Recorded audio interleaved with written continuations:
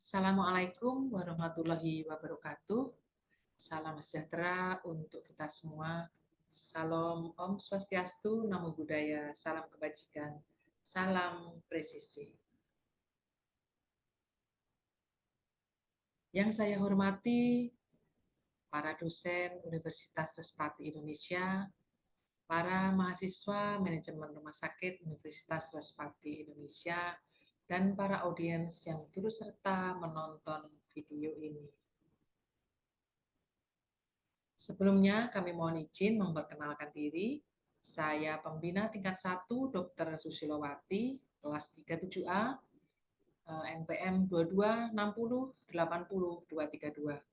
Sehari-hari saya bertugas di Pusdokes Polri sebagai Kasubdidalkit Bidyankes Rokespol Pusdokes. Pertama-tama mari kita panjatkan puji syukur kehadirat Allah Subhanahu wa taala sehingga pada hari ini kita diberikan kesehatan, kebahagiaan, dan kesempatan untuk mengikuti kegiatan public speaking ini. Kami juga mengucapkan terima kasih kepada para hadirin yang sudah meluangkan waktu untuk mengikuti kegiatan ini. Pada kesempatan ini saya akan membahas sebuah topik yaitu tentang akreditasi rumah sakit. Sebelumnya saya sampaikan dulu sebuah kutipan yaitu sebuah kata bijak. Kesehatan itu tidak dihargai sampai penyakit itu datang. Mungkin pernah mendengar ya kalimat seperti itu, di mana pada saat sehat kita memperlakukan badan kita sembarangan.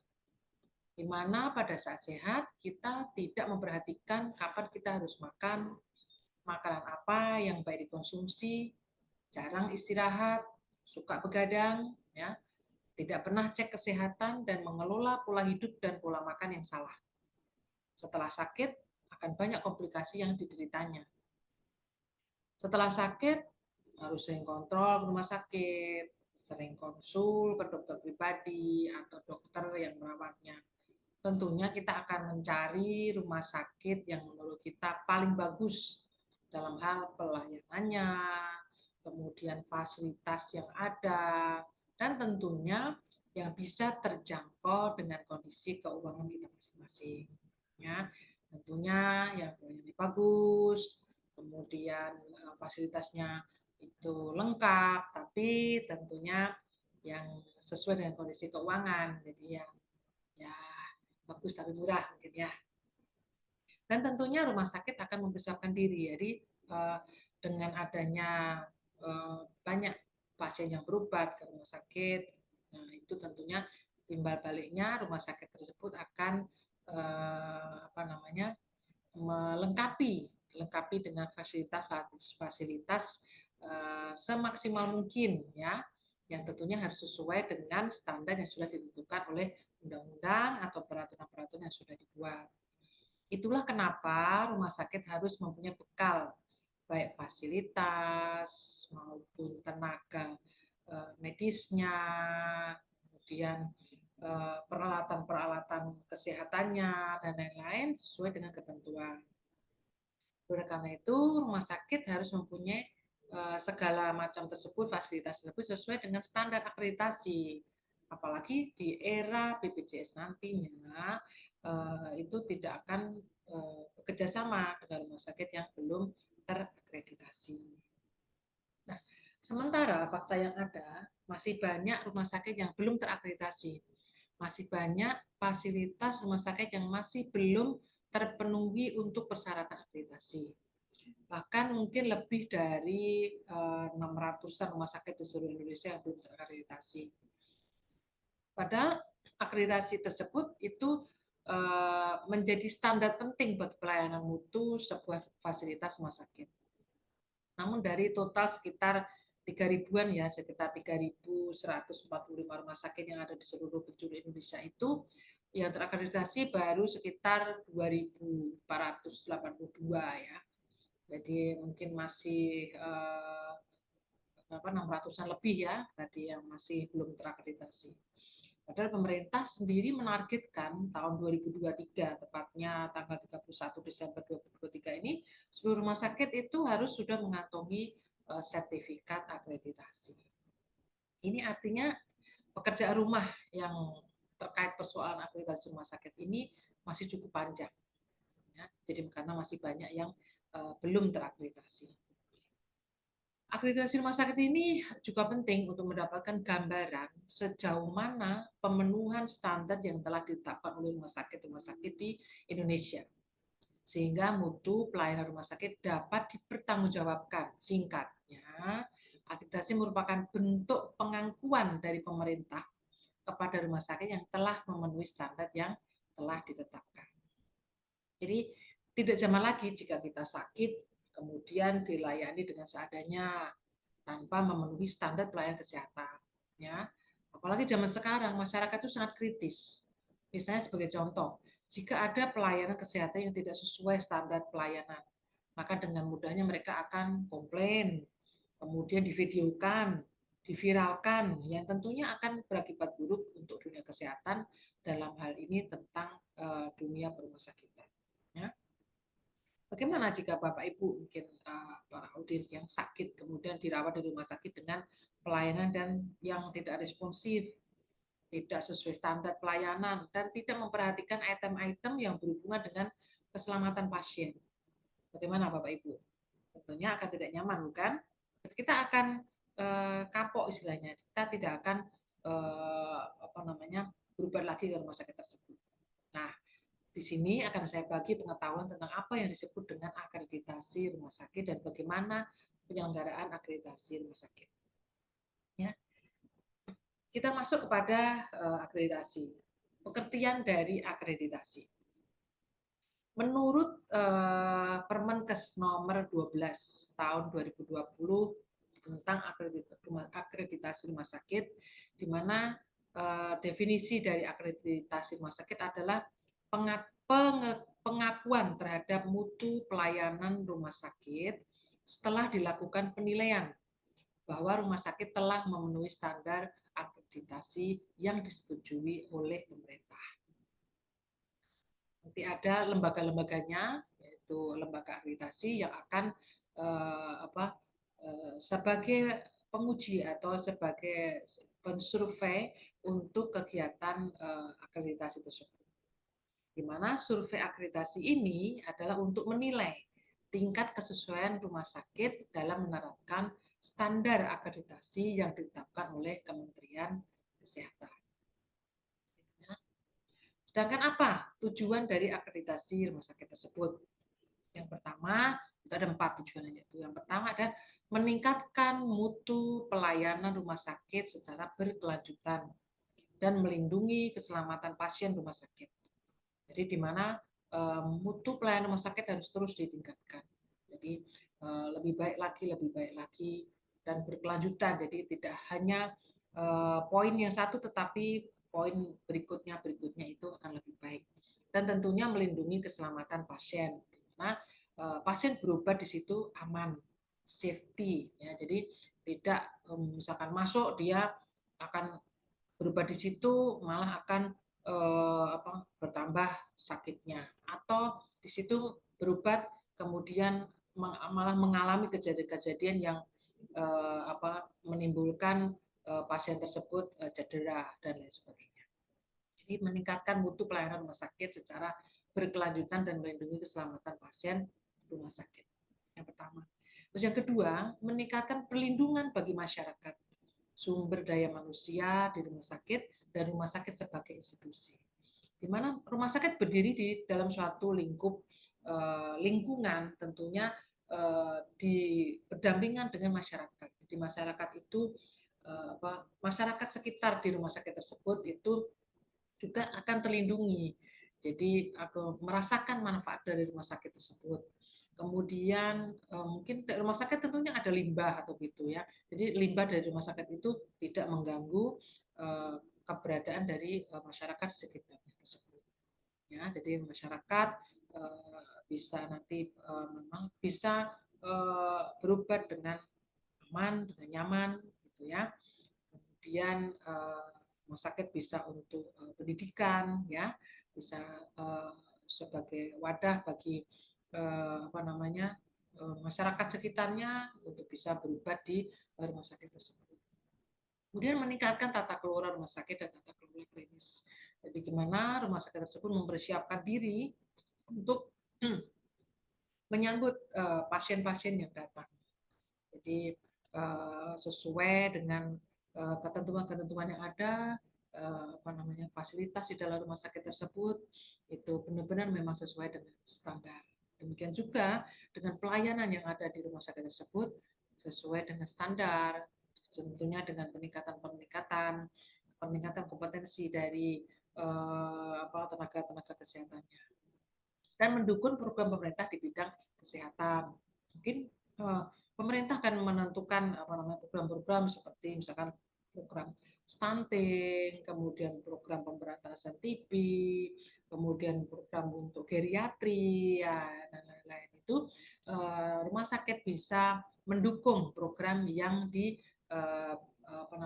diciptakan atau diadakan oleh pemerintah, sehingga masyarakat bisa memanfaatkan pelayanan yang ada di rumah sakit tersebut. Kita menginjak kepada pelaksanaan dari akreditasi, di mana pelaksanaan dari akreditasi menurut peraturan pemerintah itu setiap 4 tahun ya, 4 tahun dilaksanakan akreditasi. Ini tentunya ada alur-alur untuk penyelenggaraan dari akreditasi tersebut. Prinsip dari alurnya adalah sebagai berikut. Yang pertama, yaitu pengajuan akreditasi, di mana rumah sakit mengajukan, setelah dia siap, itu mengajukan akreditasi, mendaftar akreditasi kepada lembaga. Nah, lembaga ini itu lembaga akreditasi. Itu ada 6 lembaga ya, ada KARS, kemudian LAFKI, LAM KPLSS, LARS, LAM DHB, ada. Kemudian dari lembaga tersebut memeriksa persyaratan untuk akreditasi dan penentuan jadwal akreditasi. Kemudian setelah menentukan jadwal akreditasi, kemudian lembaga tersebut melaksanakan survei akreditasi, di mana tahapan akreditasinya adalah secara online dan offline. Untuk online itu pemeriksaan, kemudian telusur dan klarifikasi dokumen. Jadi dokumen diperiksa dulu sebelum dilaksanakan akreditasi. Ya. Kemudian secara offline itu telusur dan kunjungan lapangan, memeriksa nanti apa saja yang temuan-temuan yang bisa ditemukan pada saat telusur lapangan. Selanjutnya setelah selesai yaitu melaporkan hasil akreditasi dan rekomendasi ke Kemenkes. Ya, kemudian setelah itu dari Kemenkes menerbitkan dan menandatangani sertifikat akreditasi, di mana sertifikat akreditasi ini diserahkan salinan sertifikat akreditasinya dan rekomendasi akreditasinya ke Dinkes. Setelah itu penyerahan sertifikat akreditasi dan rekomendasi perbaikan dari lembaga kepada rumah sakit. Kita akan ulas secara detail bagaimana mulai dari pengajuan survei akreditasi rumah sakit di Indonesia. Untuk rumah sakit yang baru pertama kali mengikuti akreditasi, itu mengajukan nanti permohonan survei akreditasi paling lambat 1 bulan sebelum tanggal pelaksanaan survei akreditasi yang diajukan oleh rumah sakit tersebut. Kemudian, rumah sakit yang sudah pernah dilakukan survei akreditasi akan menerima notifikasi dari lembaga independen akreditasi rumah sakit sebanyak 3 kali, yaitu 6 bulan, 3 bulan, dan 1 bulan sebelum habis masa berlakunya sertifikat akreditasi. Tujuan dari notifikasi tersebut itu adalah mengingatkan rumah sakit agar dapat mengajukan permohonan survei ulang atau reakreditasi tepat waktu. Karena penetapan status akreditasi memerlukan waktu, maka pengajuan pelaksanaan survei akreditasi ulang atau reakreditasi sebaiknya dilakukan paling lambat 3 bulan sebelum habis masa berlakunya sertifikat akreditasi. Di sini supaya untuk mempersiapkan, di persiapannya itu tidak terlalu dekat dengan ketentuan dari jadwal untuk akreditasi tersebut. Jadi sebelum habis 3 bulan itu sudah melaksanakan pengajuan untuk reakreditasi. Kemudian permohonan survei akreditasi atau reakreditasi dapat melalui email dari lembaga independen akreditasi rumah sakit yang 6 tadi. Ya. Kemudian setelah surat permohonan survei akreditasi atau reakreditasi dilengkapi dengan lampiran, itu seperti aplikasi ini, aplikasi survei sudah diisi lengkap, ditandatangani oleh direktur atau kepala rumah sakit. Kemudian dikumpulkan nih izin operasional rumah sakit yang masih berlaku. Kemudian ijazah dokter atau dokter gigi dari direktur atau kepala rumah sakit, dan harus dilihat ini masih berlaku atau tidak. Ya. Dan surat pernyataan direktur atau kepala rumah sakit yang berisi, jadi 1, menyetujui itu dilakukan survei akreditasi rumah sakit. Tidak meninggalkan rumah sakit selama survei, ya. Jadi selama survei dia nggak boleh ada kegiatan lain. Dia harus menungguin surveyor waktu mensurvei di rumah sakit tersebut. Jadi sewaktu survei akreditasi berlangsung. Memberikan akses rekam medis untuk keperluan survei akreditasi rumah sakit. Dan menyatakan bahwa semua atau seluruh dokter yang melakukan praktek kedokteran di rumah sakit sudah mempunyai STR dan SIP yang masih berlaku. Nah, karena kita lihat punya di STR atau SIP tapi tanggalnya sudah expired. Nah, itu harus sudah dicek sebelumnya, makanya masih berlaku atau tidak. Kemudian menyatakan bahwa semua perizinan rumah sakit masih berlaku. Menyatakan bahwa pembelian obat, juga vaksin, perbekalan farmasi sudah melalui jalur resmi yang mempunyai kewenangan untuk menjual obat atau vaksin dan perbekalan farmasi tersebut. Terus akan memberikan data termasuk video, kemudian foto-foto yang berdasarkan fakta ya, itu jadi ada disiapkan. Apabila ternyata ditemukan data yang tidak sesuai dengan kenyataan, maka memahami bahwa rumah sakit berisiko untuk tidak terakreditasi. Jadi harus lengkap dulu. Harus lengkap dulu data-datanya, baru kemudian nanti mengajukan surat permohonan survei akreditasi. Kemudian ada lagi daftar tenaga medis yang dilengkapi dengan STR dan SIP yang masa berlaku tadi. Daftar perizinan yang dipunyai oleh rumah sakit, ya, izin apa aja, izin perizinan apotek, perizinan nanti mungkin untuk tempat-tempat yang ada di fasilitas yang ada di rumah sakit tersebut. Dan surat izin untuk IPAL, ya, surat izin pembuangan limbah cair yang masih berlaku, dan surat izin insinerator dan surat izin TPS B3 yang masih berlaku atau perjanjian kerjasama dengan pihak ketiga yang mempunyai izin pengolah limbah B3 dan izin transporter yang masih berlaku. Ya, jadi surat-surat izin dilengkapi dulu. Kemudian untuk persiapan akreditasinya. Jadi rumah sakit secara mandiri maupun dengan pembinaan dari Kementerian Kesehatan dengan Dinas Kesehatan ini maupun lembaga lain yang berkompeten. Jadi persiapannya adalah rumah sakit ini sudah mempersiapkan segala sesuatunya untuk pelaksanaan akreditasi. Jadi terus kemudian rumah sakit sudah melaksanakan penilaian mandiri secara periodik, jadi self assessment tentang pemenuhan standar akreditasi. Kemudian pemilihan lembaga yang dilaksanakan secara sukarela oleh rumah sakit dan tidak atas paksaan pihak manapun. Sekarang kan ada 6, jadi ada 6 lembaga untuk survei akreditasi. Jadi boleh mau pilih yang mana sesuai dengan apa yang secara sukarela yang diminati oleh rumah sakit tersebut. Kemudian pelaksanaan penilaian akreditasi. Penilaian akreditasi dilaksanakan dengan metode daring dan luring ya. Tadi sudah disinggung di depan, yaitu metode daring dan luring. Pada saat tahap-tahapannya adalah pertama persiapan dan penjelasan survei.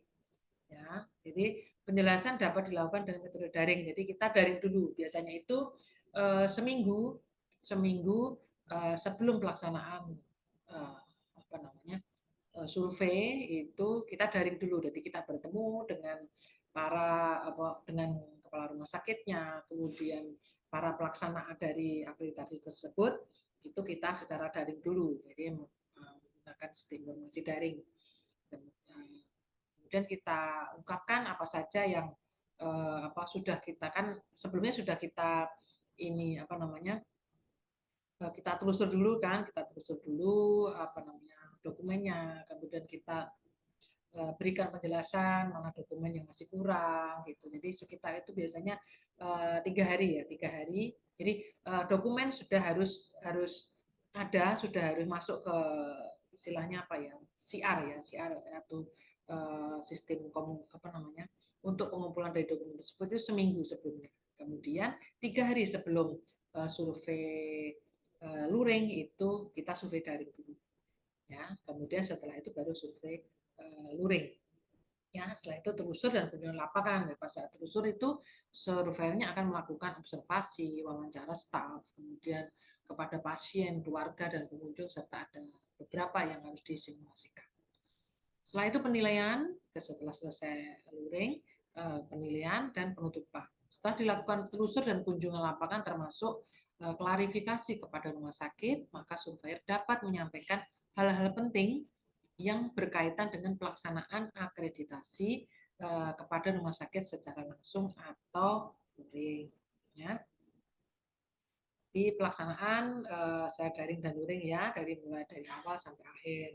Kemudian hasil akreditasi dan akreditasi ulangnya itu disampaikan kepada lembaga dan lembaga menyampaikan hasil akreditasi kepada Kemenkes. Kemudian penyampaikan sertifikat akreditasi diberikan kepada rumah sakit setelah hasil akreditasi mendapat persetujuan dari Direktur Jenderal Pelayanan Kesehatan. Kemudian penyampaian rekomendasi, yaitu penyampaian rekomendasi itu dilakukan bersamaan dengan penyerahan sertifikat. Setelah itu, lembaga menyampaikan pelaporan kegiatan akreditasi kepada Kemenkes dan Dinkes setelah melalui sistem informasi akreditasi rumah sakit. Ya. Setelah survei harus diikuti dengan permintaan umpan balik kepada rumah sakit terkait penyelenggaraan survei akreditasi dan kinerja dan perilaku surveyor. Itu melalui sistem informasi akreditasi rumah sakit. Kemudian pasca akreditasi yaitu penyampaian hasil akreditasi maksimal itu 5 hari setelah survei. Ya, jadi itu lembaga menyampaikan kepada Kemenkes, kemudian nanti kita akan mendapatkan sertifikat. Ya. Jadi kemudian hasil akreditasi itu ada 4, yaitu paripurna, utama, madya, dan tidak terakreditasi. Ini ada ketentuan-ketentuannya. Baiklah, mungkin itu saja yang bisa saya sampaikan untuk tentang akreditasi. Sebelumnya saya tutup dengan pantun. Ajak pacar makan di restoran, bertemu mantan, sekarang jadi teman. Hati bingung dan tidak karuan, lulus ujian yang jadi harapan. Terima kasih. Assalamualaikum warahmatullahi wabarakatuh. Salam kompak selalu.